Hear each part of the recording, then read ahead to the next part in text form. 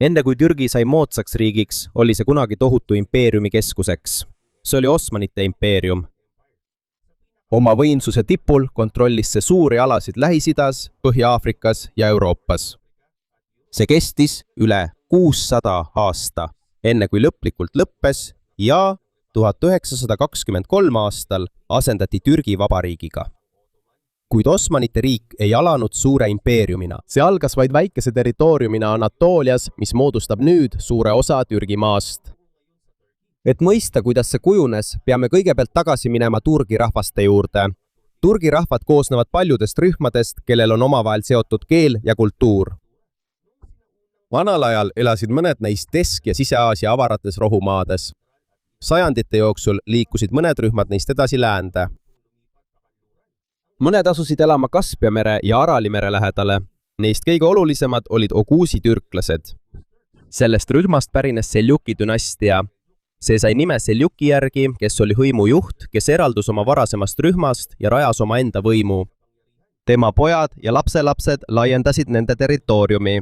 Hiljem kujunes välja Seljuki impeerium. Kui nad laienesid Pärsiasse, mis on nüüd osa Iraanist, mõjutas neid tugevalt Pärsia kultuur ja valitsemisviis. Samuti võtsid nad omaks islami.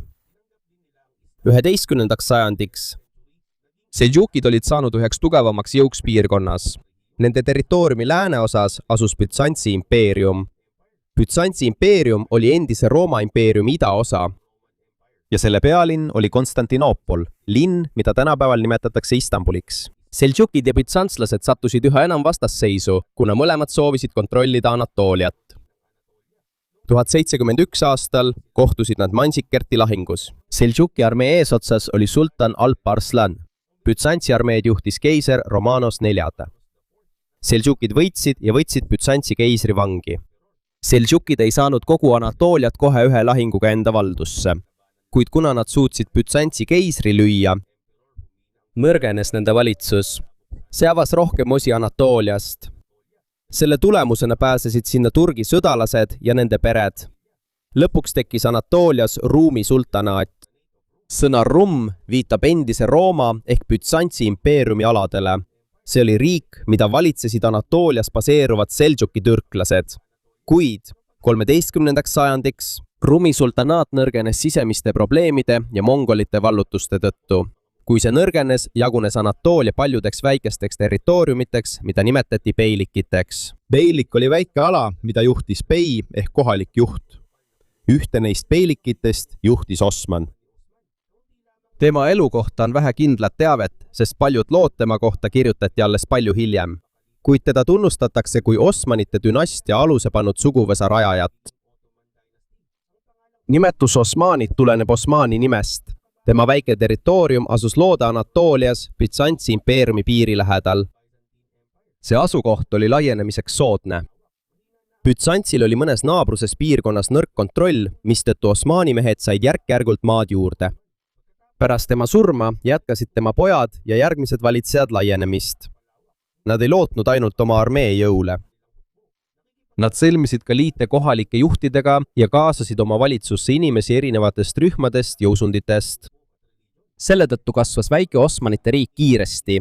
See oli tol ajal vaid üks paljudest Anatoolia väikeriikidest, kuid tasapisi ületas see oma rivaale. Aastal 1331 Osmanid vallutasid Nikea, olulise Bütsantsi linna, mida tänapäeval nimetatakse Iznikuks. Hiljem ületasid nad ka Euroopa poole ja hakkasid Balkani piirkonnas territooriumi hõivama. Balkan on Kagu-Euroopa piirkond, kuhu kuuluvad sellised alad nagu Kreeka, Bulgaaria ja Serbia. Nad vallutasid ka Adrianopoli, mida tänapäeval nimetatakse Edirneks. Sellest sai Osmanite valitsuse teine keskus, kui nad jätkasid laienemist Euroopas. Aja jooksul muutus Bütsantsi impeerium üha väiksemaks. Varem oli selle impeeriumi valdused väga suured, kuid 15. sajandiks oli alles jäänud vaid mõned territooriumid. Kõige tähtsam neist oli Konstantinoopol. See linn oli väga tähtis, sest see asus Euroopa ja Aasia vahel.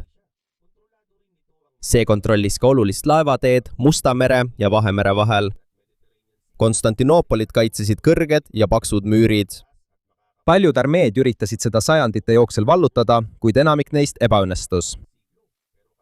1451 aastal sai Mehmet II taas Osmanite sultaniks.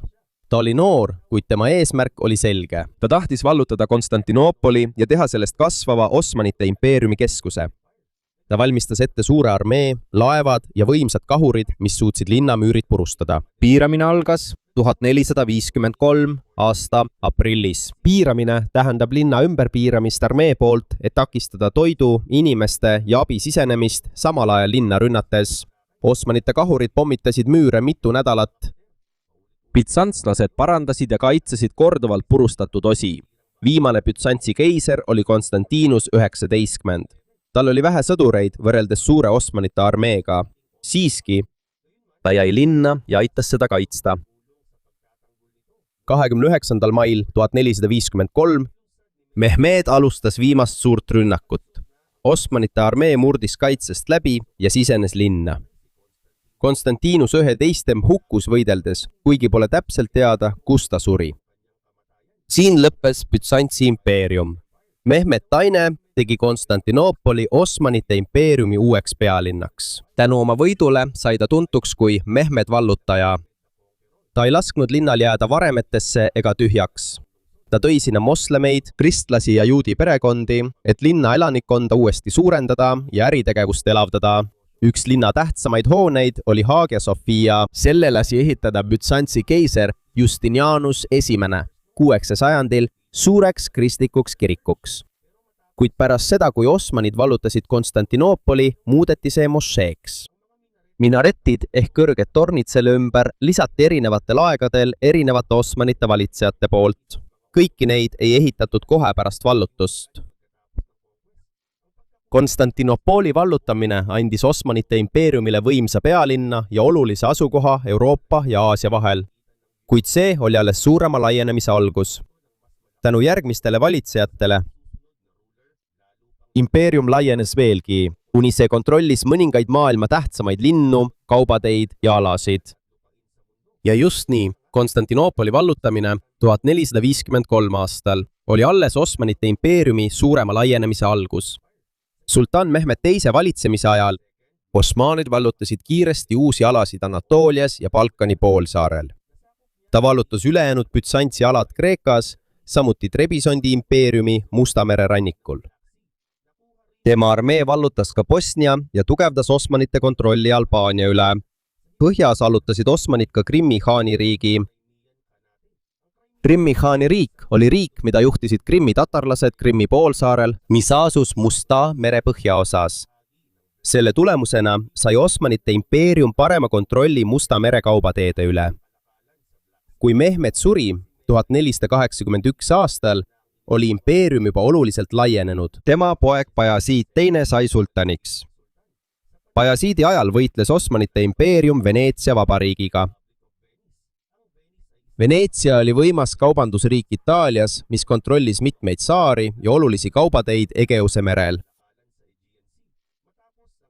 Pärast mitmeaastast võitlust vallutasid osmanid mitu sadamat ja tugevdasid veelgi oma võimu. Pärast Bajazidi sai sultaniks tema poeg Selim I.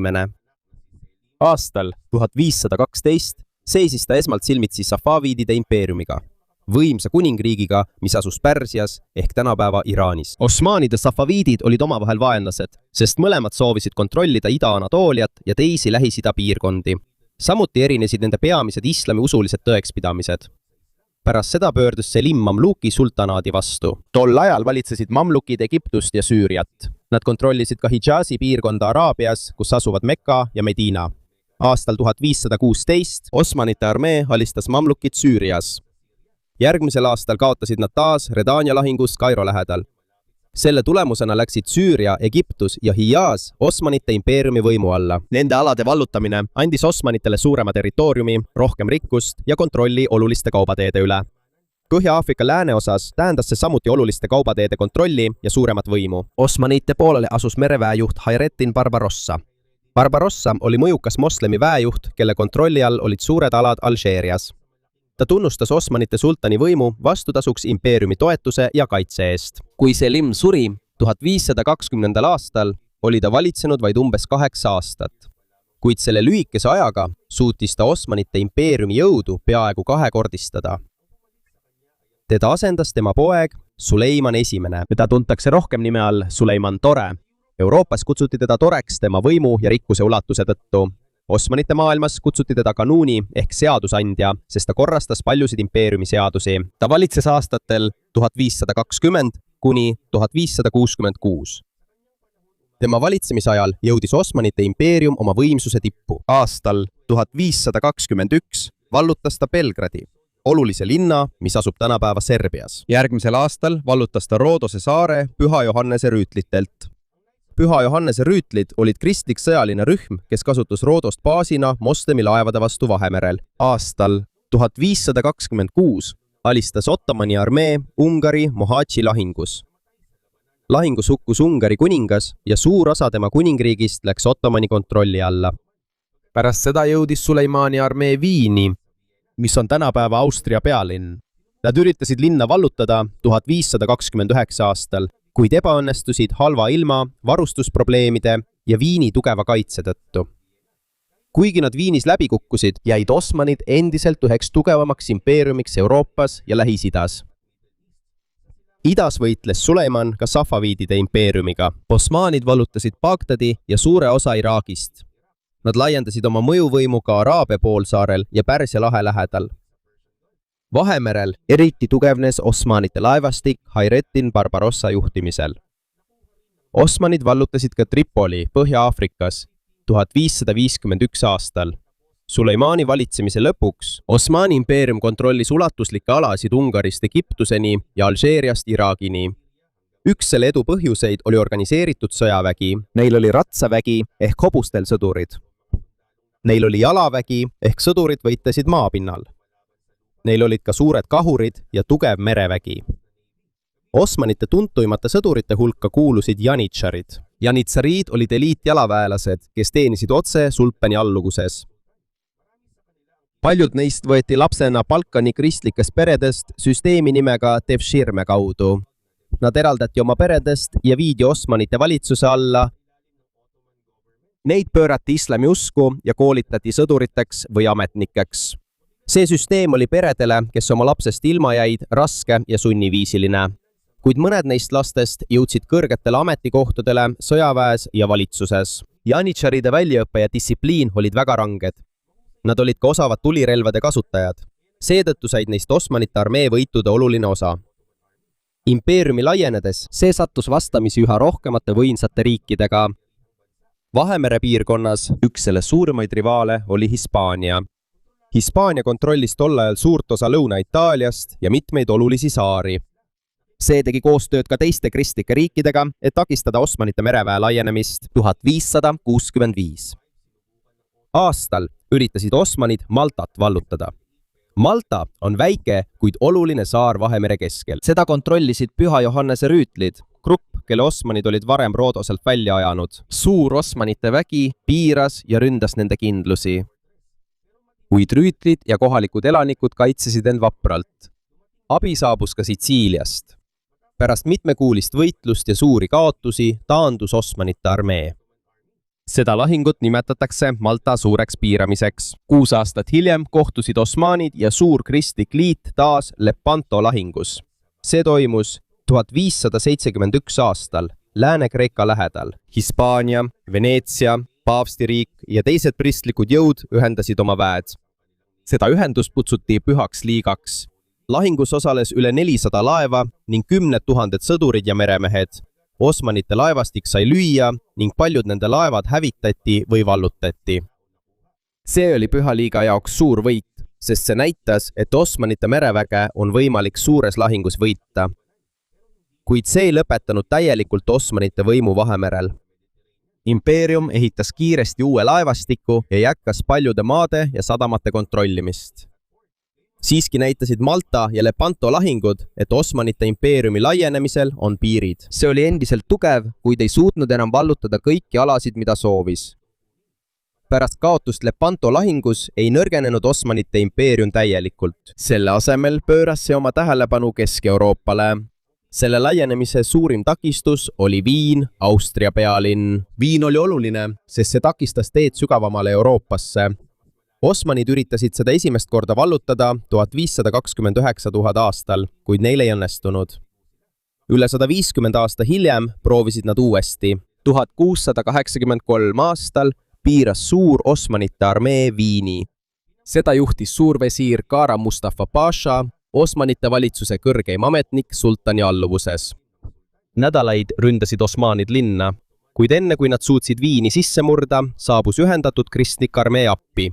Nende hulgas oli Poola armee, mida juhtis kuningas Jan III Sobieski. 12. septembril 1683 abivägi ründas Osmanite laagrit. Suur osa viimasest rünnakust viidi läbi tuhandete ratsaväelaste poolt. Osmanite armee sai lüüa ja oli sunnitud taanduma.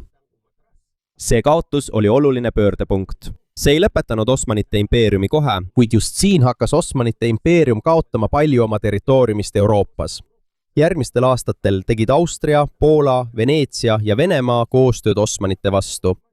Nad vallutasid tagasi palju maid Ungaris ja Balkani poolsaarel.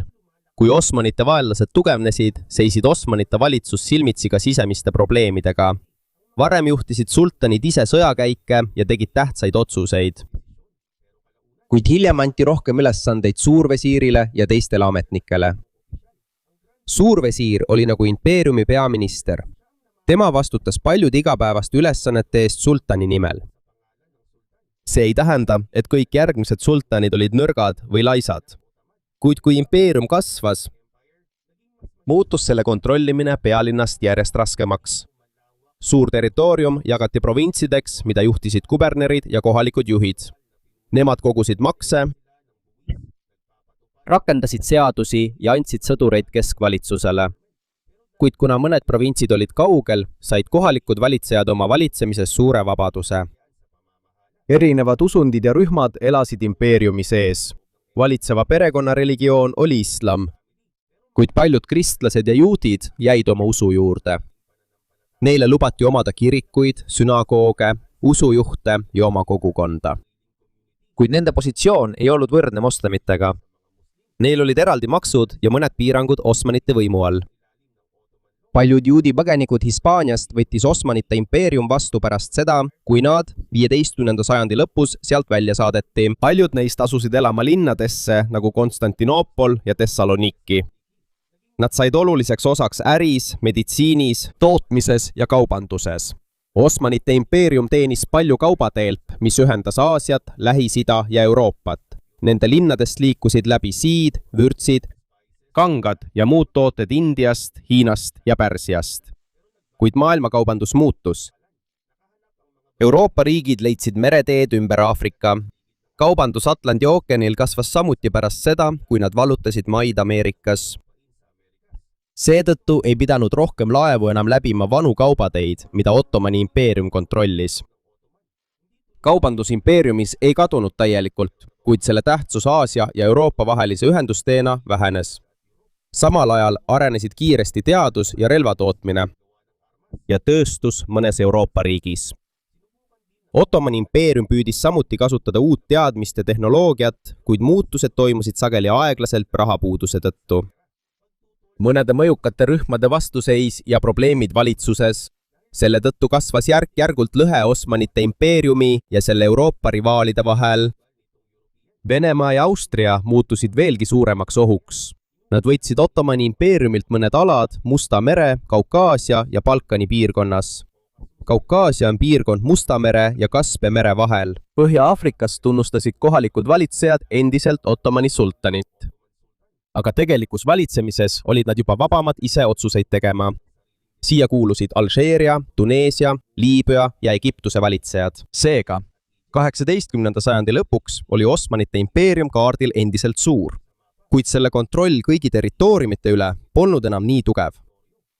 19. sajandiks mõned Euroopa juhid nimetasid seda Euroopa haigeks meheks. See tähendab, et nad nägid, et impeerium nõrgeneb ja nad võivad sellelt territooriumi ära võtta. Üks esimesi suuri ülestõuse algas Serbias aastal 1804. Serbia kuulus tol ajal Osmanite kontrolli all olevate Balkani alade hulka. Kohalikud serblased tõusid mässu mõnede Osmanite sõdurite kuritarvituste tõttu ning soovisid omaenda valitsust. See ei vabastanud Serbiat veel kohe, kuid ülestõus näitas, et üha rohkem inimesi Balkani piirkonnas on valmis võitlema, et vabaneda Osmanite võimu alt. Järgmistel aastatel seisab impeerium silmitsi järjestikuste mässude ja sissetungidega ja territooriumi kaotusega, mis nõrgestab seda veelgi. 19. sajandiks Osmanite impeeriumi territoorium vähenes pidevalt. 1821 aastal tõusid kreeklased Osmanite võimu vastu ülesse. Neid aitas Suurbritannia, Prantsusmaa ja Venemaa, kellel oli samuti oma huvi Osmanite võimu piirkonnas nõrgestada. Pärast mitmeaastast sõda tunnustati Kreekat iseseisva riigina 1830 aastal. Vaid mõni kuu hiljem ründas Prantsusmaa Alžeeriat.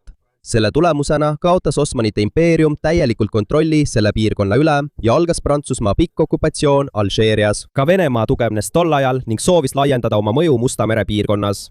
Kuid Suurbritannia ja Prantsusmaa ei tahtnud, et Osmanite impeerium täielikult kokku kukuks, sest nad kartsid, et Venemaa muutub liiga võimsaks. Seetõttu liitusid nad Krimmi sõjas aastatel 1853–1856 Osmanite poolega Venemaa vastu. Nende pool võitis, kuid see peatas impeeriumi nõrgenemise vaid ajutiselt. Järgmistel aastakümnetel muutusid Balkani alad järjest iseseisvamaks. Nende hulka kuulusid Serbia, Rumeenia, Bulgaaria ja Montenegro. 20. sajandi alguses vallutas Itaalia Liibüa. Ka Albaaniast sai iseseisev riik. Samal ajal kaotasid Osmanid need alad peaaegu kõik oma ülejäänud territooriumid Balkanil. Pidevate kaotuste tõttu nõudsid paljud noored ohvitserid ja haritlased valitsuses muudatusi. Nende hulka kuulus ka rühmitused, keda nimetati noortürklasteks. Nad ei olnud üks ainus ühtne rühmitus. Nad koosnesid sõduritest, poliitilistest aktivistidest ja haritlastest, kellel olid erinevad vaated.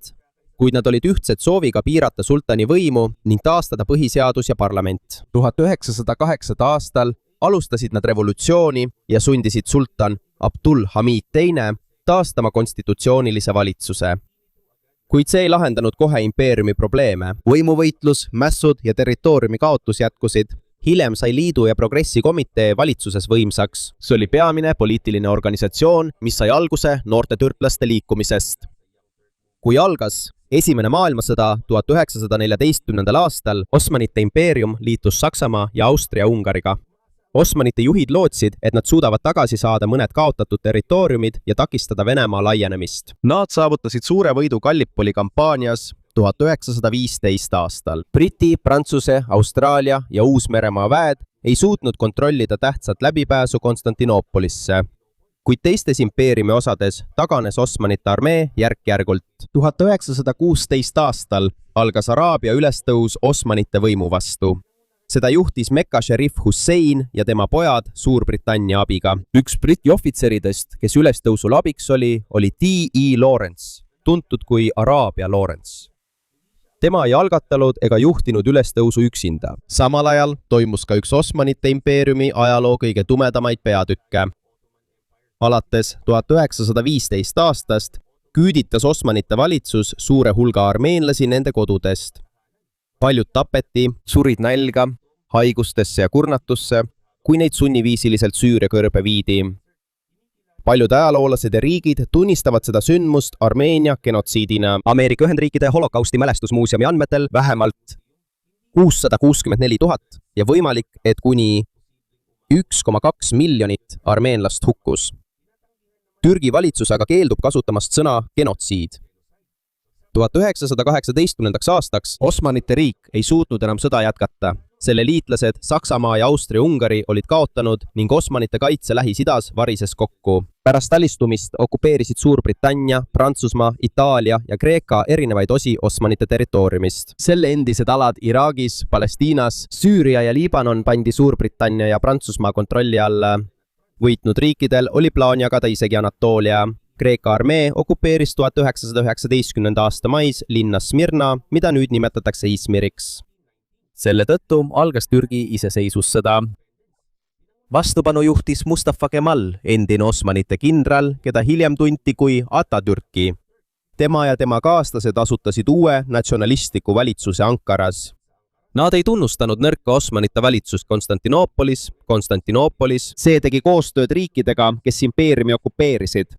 Alguses tungis Kreeka armee sügavale Anatooliasse, kuid aastatel 1921 ja 1922 suutsid Türgi rahvuslikud väed tagasi võita. Nad võitsid Kreeka armee ja sundisid välisjõud suuremast osast Türgist lahkuma. 1. novembril 1922 kaotas rahvuslik valitsus sultanaadi. sellega lõppes lõplikult Osmanite sultanite valitsemine. 24. juulil 1923 allkirjastati Lausanne'i leping. See tunnustas uue Türgi riigi iseseisvust ja peamisi piire. 13. oktoobril tehti Ankara pealinnaks. Pärast seda, 29. oktoobril 1923 kuulutati ametlikult välja Türgi Vabariik. Mustafa Kemal sai selle esimeseks presidendiks. Osmanite impeerium ei kadunud kohe pärast ühte sõda. See nõrgenes järk-järgult territooriumi kaotuse, mässude, valitsusprobleemide, rahutuste ja lüüasaamise tõttu. Esimeses maailmasõjas Osmani väikesest territooriumist laienes see 3 mandrile ja valitses üle 600 aasta. Kuid lõpuks asendati impeerium uue riigiga. Kaasaegne Türgi sündis selle järele jäänud aladest. Seda ei juhi enam sultan, vaid uus vabariiklik valitsus, mis asub Ankaras.